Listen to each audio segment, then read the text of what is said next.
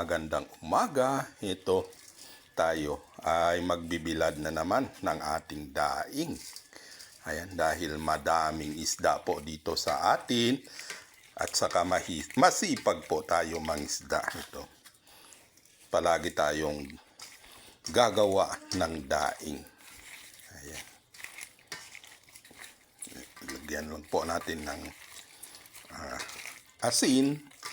Sadyang asin lang po, konting asin lang kasi pangit naman pag masyadong maalat po siya. At syempre, isalansan na natin itong ating tabangongon muna dito sa ating bilao. Sa amin, ang tawag namin dito ay korilaw. Sa Katagalugan, kanduli. Sa Kabisayaan, tabangongon. Ewan po natin kung ano pa ang mga tawag ng ibang lugar sa isdang to. Pag nasanay ka po sa ganitong isda, ay masarap po siya.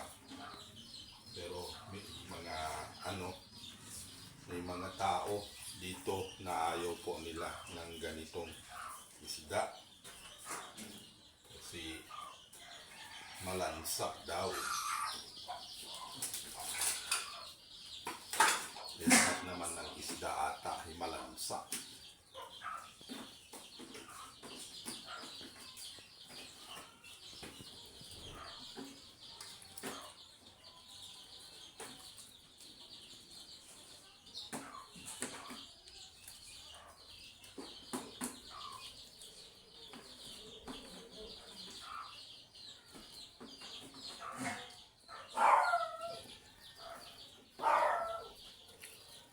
Pag matindi po ang sikat ng araw, mamayang hapon.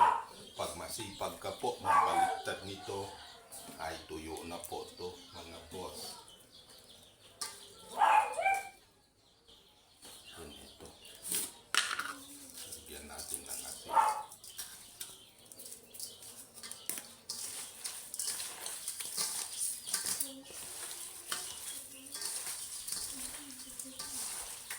Ito naman yung bibilad na natin sa yero.